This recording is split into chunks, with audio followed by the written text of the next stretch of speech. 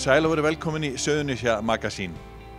Í þættinum kynnum við okkur stórframkvæmdir á Keflavíkurflugvelli og förum á starfakynningu fyrir ungmenni á Suðurnesjum.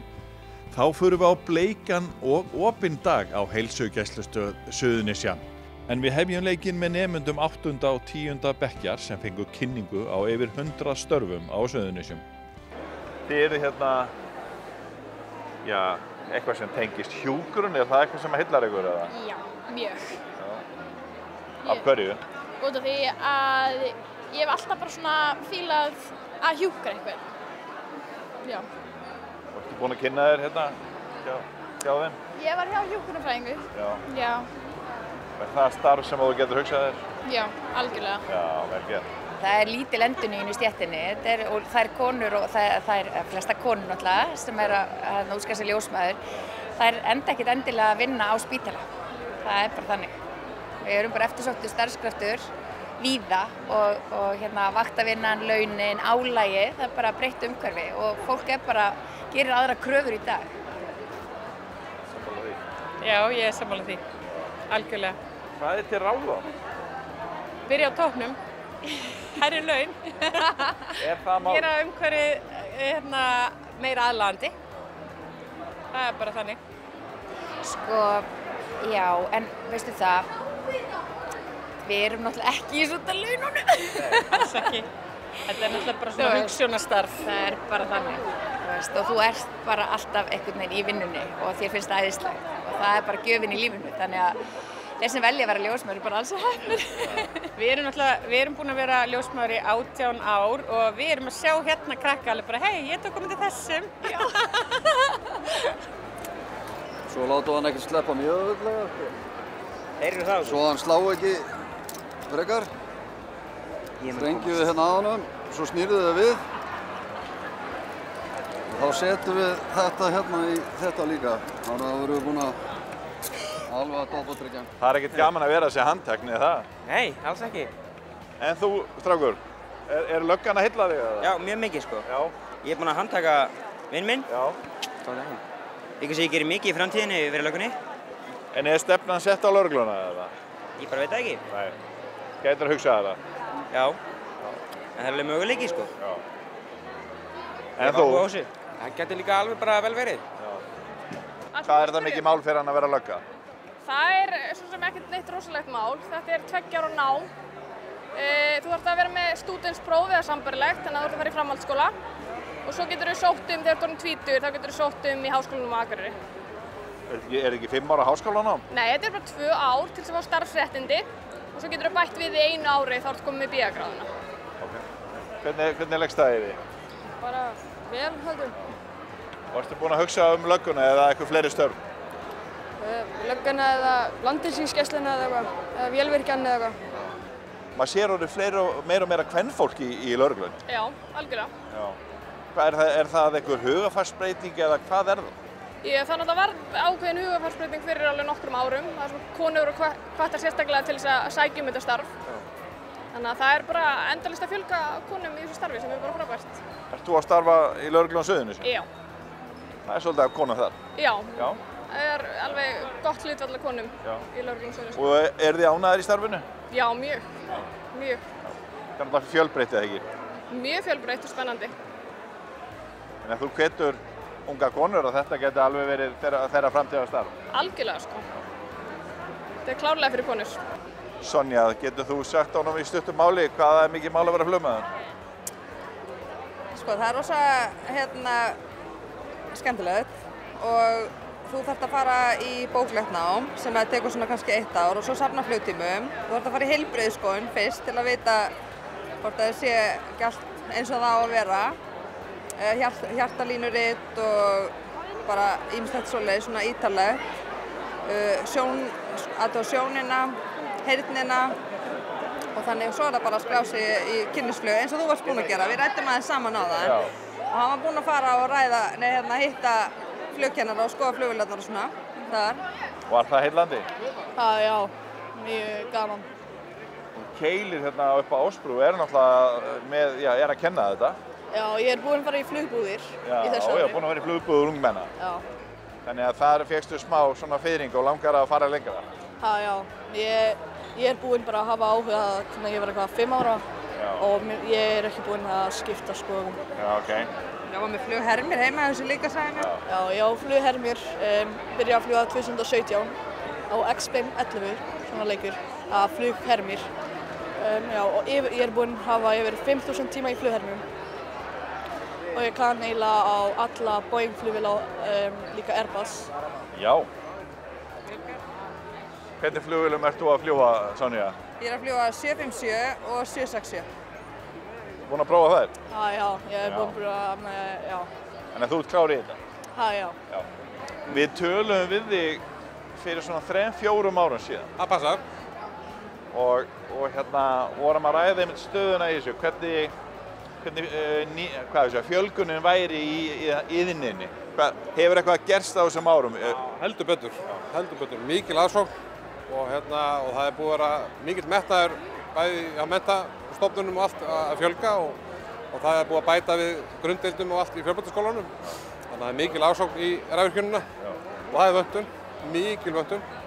Þannig að þetta er bara spennandi tími framöndar og svoleiðis. Þannig að það er bara gott hljóð í ykkur? Mjög svo.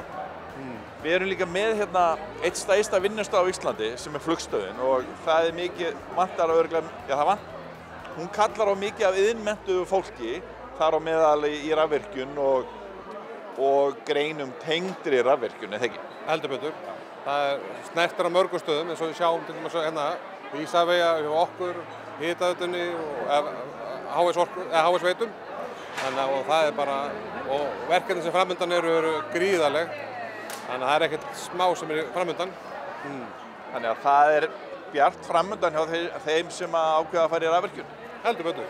Þannig að það er spennandi og bjartlega tímar. Og eru launin góð? Já, og þau bara hækka. Er þetta draumurinn að vinna hjá Gæslunni og græja sig svolítið upp og... Já. Er það ekki? Jú. Þeir eru svolítið töffara sprengjusérfræðingar þegar þeir mæta á staðinn, eða ekki? Já. Starfsgreinakynning fyrir 8. og 10. bekk. Þetta þið búin að gera nokkru sinnum fyrir utan alltaf COVID og hvernig var að fá alla krakkana aftur núna? Bara frábært. Ég held að það hafi allir verið tilbúnir í að mæta aftur. Við þurftum að sleppa 2 árum úr, en annars hefur þetta verið haldið síðan 2012. Þannig að þetta eru orðnar ansi margar kynningar og þær fara bara vaxandi og verða stærri og stærri með hverju árinu. Það er verið að kynna marga greinar, ertu með það á hreinu? Já, þetta eru 115 starfsgreinar í ár sem er nýtt met. Hvernig gengur að fá aðila úr atvinnulífinu með í þetta? Það gengur ótrúlega vel, bara ótrúlega vel og við gætum aldrei gert þetta nema út af því að atvinnulífið er til í þetta. Bæði stór fyrirtæki, einyrkjar, minni fyrirtæki, bæði hérna á Suðurnesjum og höfuðborgarsvæðinu. Það einhvern veginn eru allir til í þetta og finnst þetta spennandi og skemmtilegt. Og heldur þetta sé að virka? Ég held það. Maður heyrir alveg að já, sumum finnst líka gott að koma og fá smá nammi af því að sums staðar er nammi í boði. En ég held þetta virki. Ég held að þegar þú kemur inn í svona sal og þú sérð allar þessar starfsgreinar og allt þetta fólk, að þá kannski opnast augun og þau virðast svona svolítið byrja á að labba hringinn, taka þetta aðeins út og svo fara þau og spjalla við einhverja sem að þeim finnst spennandi. Þetta er 8. og 10. bekkur. Hver er hugmyndin á bak við það? Ég skilja með 10. bekkinn er svona verið að kveikja í 8. bekk og svo kemur hann aftur þegar krakkarnir er í 10. Já, það er nákvæmlega þannig. Og hugmyndin var bara svolítið að gefa þeim frí í 9. Þetta yrði kannski þreytt ef þau færu 3 ár í röð. Þannig að þau fengju þarna 1 ár á milli svona til að velta þessu fyrir sér aðeins og koma svo aftur í 10. áður en þau þurfa að fara eiginlega svona að marka sér einhverja stefnu.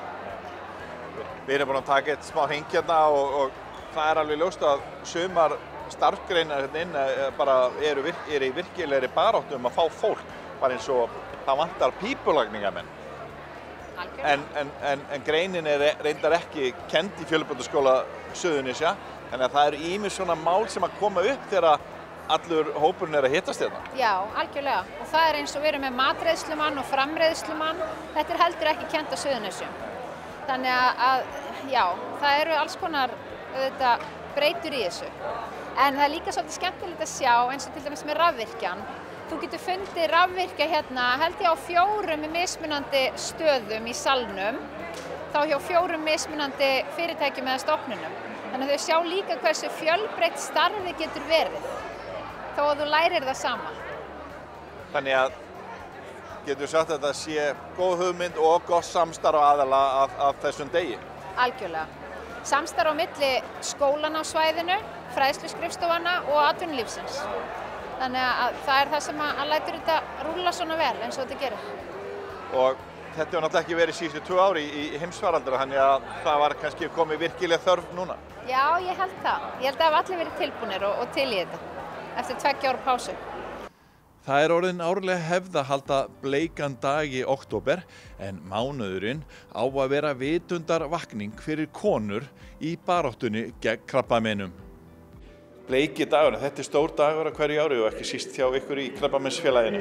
Jú, þetta eru svona helstu fjáröflunar mánuðinir hjá Krabbameinsfélaginu og eins og alltaf bleika slaufan og svo erum við náttúrulega aðildafélag hjá Krabbameinsfélagi Íslands og við reynum að halda daginn hátíðlega eins og við ætlum að gerum í dag og bjóða öllum konum upp á heilsufallsmælingu og huga náttúrulega að sinna eftirlitinu og mæti skimanir þegar það á að mæta.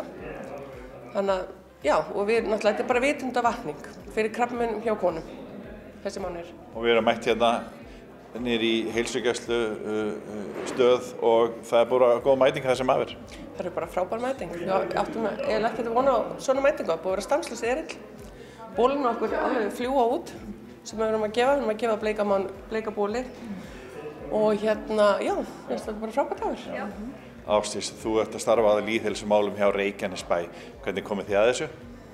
Við rauninum bara vekja einmitt athygli á þessu, á heilsu kvenna og mikilvæg þessu rauninni bara konur rauninni bara hugi að sínu heilsufari sem er náttúrulega bara í gegnum bara lífstíl og hérna til þess að draga það úr áhættuþáttum fyrir krabbamein. Þannig að svona vekja athygli á því bara mjög mikilvægt í þessu. Þið hafið verið að vekja athygli á lýðheilsumálum í bæjarfélaginu undanfarin, já, ár. Þannig að þetta er náttúrulega smellur eiginlega beint þarinn. Algjörlega. Og bara gaman líka að taka þátt í þessu saman, að efla okkur svona saman í verkefni sem þessu, að skipti máli, að vekja athygli á þessu fyrir konur á svæðinu. Þú hefur nú verið dugleg sjálf í gegnum árin að hvetja fólk og ekki síst kvenfólk að hreyfa sig og huga að heilsun og svona. Hvernig gengur það svona almennt? Svona heilt yfir bara vel. Ég held að við séum alveg ágætlega meðvitaðar sem konur en auðvitað má alltaf betur bæta og það er það sem við erum að reyna að gera. Og sérstaklega eins og okkar svæði að ná til sem flestra kvenna og þetta er bara eitthvað sem við þurfum að huga okkur einasta degi. Já, það er nefnilega einmitt með bleika mánuðinn sem að vekja athygli á því. Konur á Suðurnesjum eru hlutfallslega minnsta mæting í skimanir. Þetta er eitthvað sem við þurfum að breyta af því við erum á svæði þar sem er mikið af krabbameinsgreiningum, mikið af nýgrindum. Þannig að það er bara endilega, ef þið fáið boð, þá mæti skimun. Ég vil leggja áherslu á það í boði hér ljósmæður sjá leghálsskimanir. Það er hægt að bóka tíma hérna hjá okkur. Þannig bara endilega bóka tíma. Hvernig stendur því að það er minni mæting hérna eins og hún Sirrý er að segja? Ég held að það bara mjög erfitt að svara því hvers vegna þess að það er stöðugt verið að fræða og þú veist að leggja áherslu á mikilvægi og við bara höfum ekki svör við því af hverju. Nei, en við erum alltaf að reyna að nálgast þennan hóp, hvetja til þess að mæta. Og hér í dag er boðið upp á margvíslegt. Hvað er það helsta sem þið eruð að gera? Sko, það er náttúrulega mjög gaman að kynna líka hvað við erum að gera hérna. Við höfum með 2 nýjar deildir, heilsuvernd, aldraðra og heilsuvernd lífstíl. Svo náttúrulega erum við lengi búin að vera með sykursýkismóttökuna og svo náttúrulega hjúkrunarmóttökan. Þannig að líka dagurinn notaður til þess að kynna starfsemina sem við erum að sinna hérna. Og svo í dag erum við að bjóða þá bara blóðþrýsting, blóðsykur og öndunarmælingar og heyrnarpróf. Við ákveðum að bjóða þetta fernt núna í dag.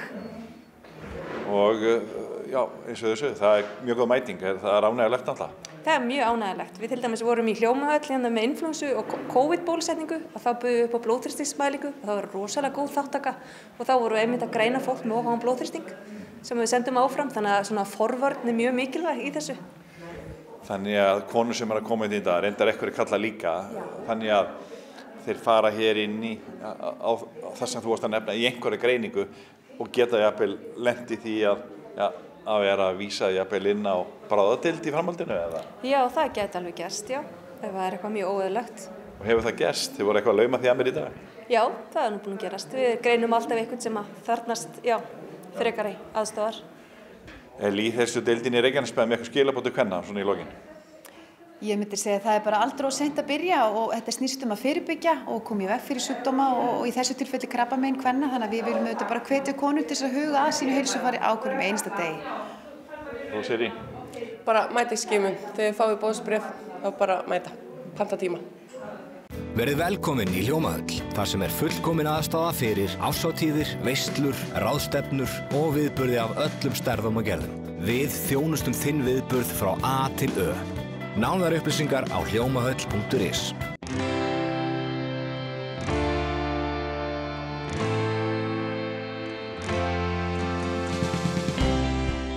Viðamiklar framkvæmdir hafa staðið yfir á akbrautum á Keflavíkurflugvelli og við nýja viðbyggingu til austurs, en hún stærri en flugstöðin var þegar hún var opnuð árið 1987.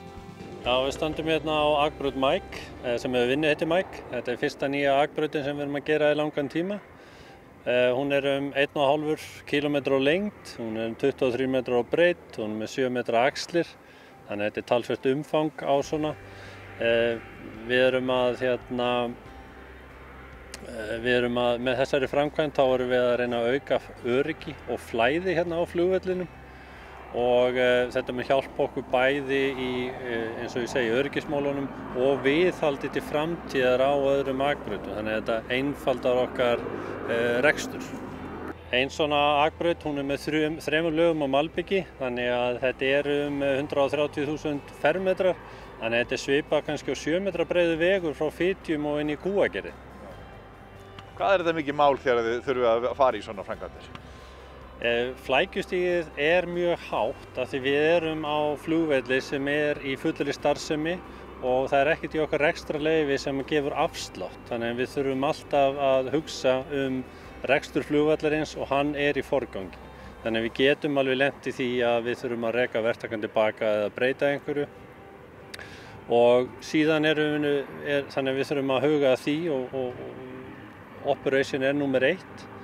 Síðan eins og núna í sumar þá erum við frekar óheppið með sumari. Tíðarfarið hefur verið mjög slæmt, ekki mjög gott til malbyggunar. En það gengið mjög vel, við höfum verið með 2 góða verktaka hérna og fleiri náttúrulega með okkur og starfsmennina vallarins. En Ístak og Kólas hafa verið mjög duglegir að færa vinnuna til allan sólarhringinn, vinna helgar og svoleiðis til að láta verkið ganga. Unni mjög vel í þessu með okkur.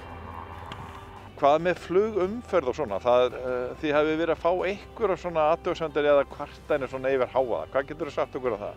Já, við erum náttúrulega svona venjulegar verklagsreglur hjá okkur að lágmarka alla trafík yfir sveitarfélögin hérna.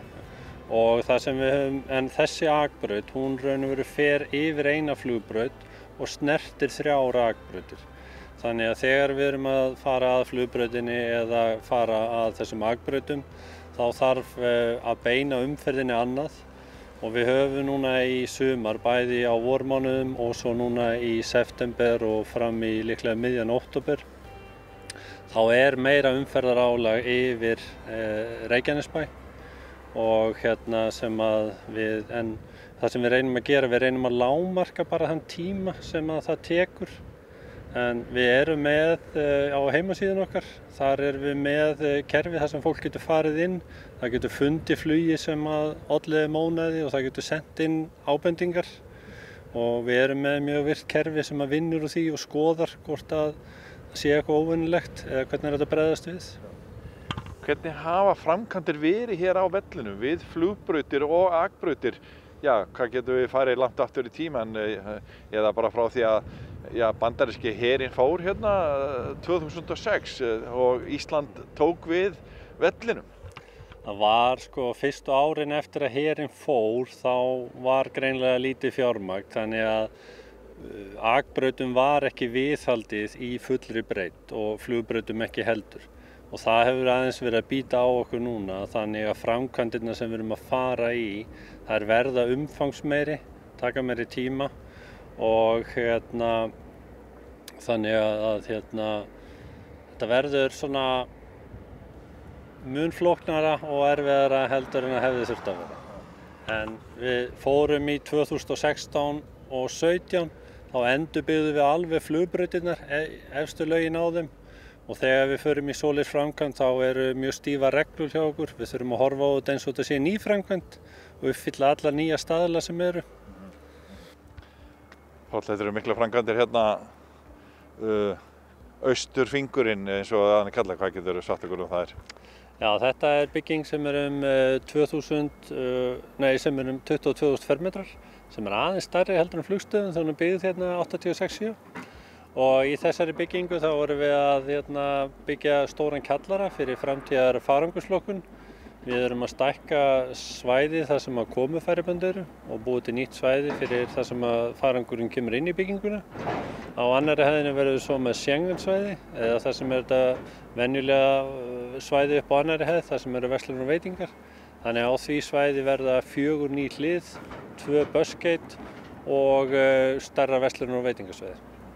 Og síðan verðum við með 3. hæðina sem mun verða framtíðar non-Schengen-svæði sem er eins og jarðhæðin í suðurbyggingunni og verður ekki tekin í notkun fyrir við erum búin að byggja á milli norðurs og suðurs.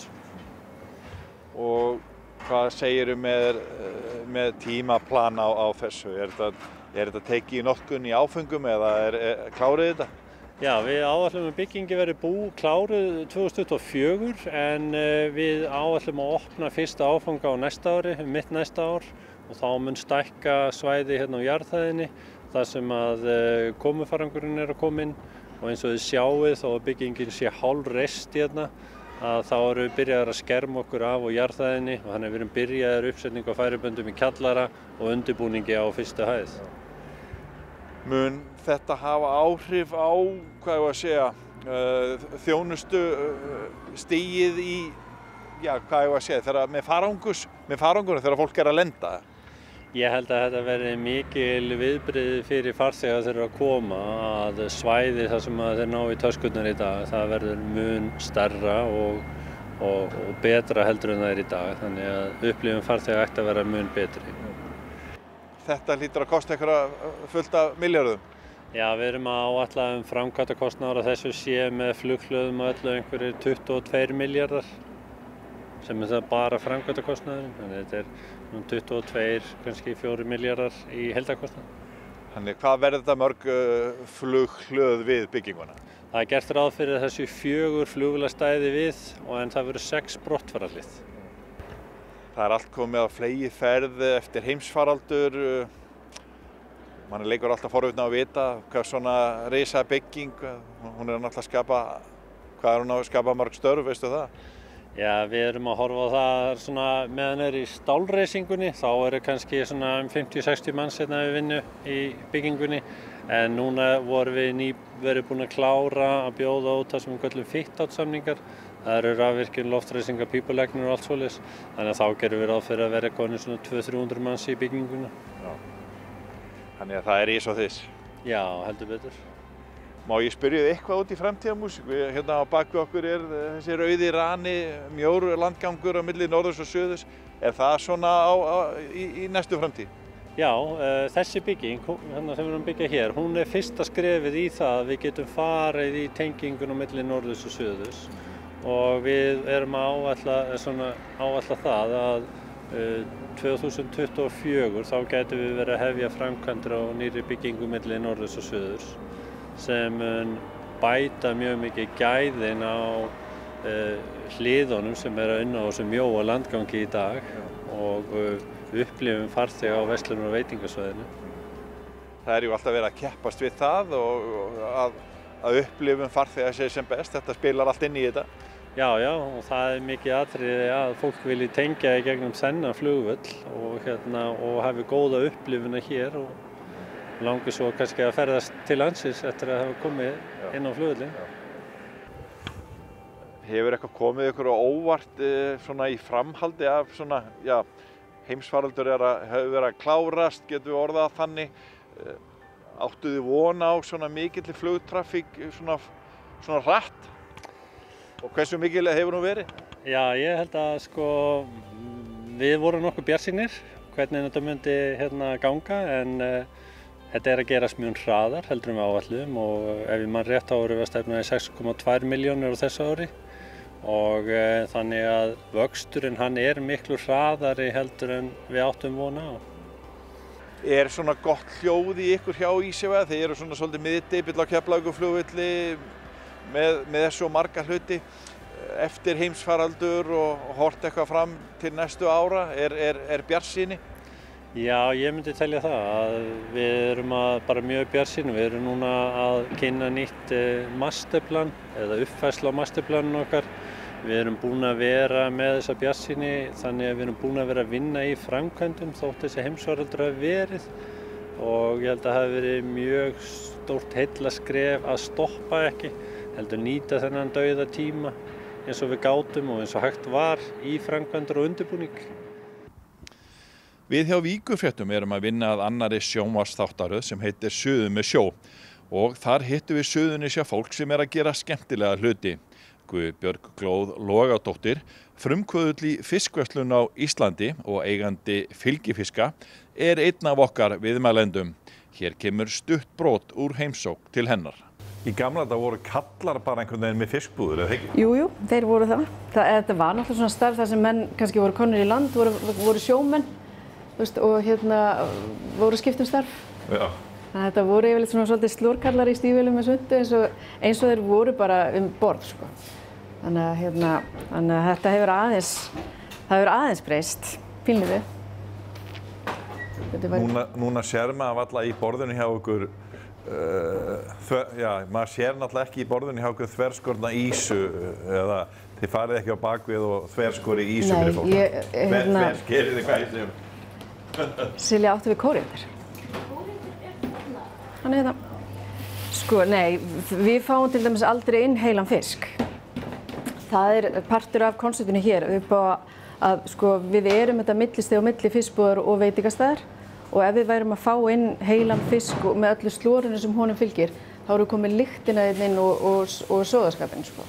Leið við þökkum fyrir áhorfið viljum við minna á aðra miðla Víkurfrétta.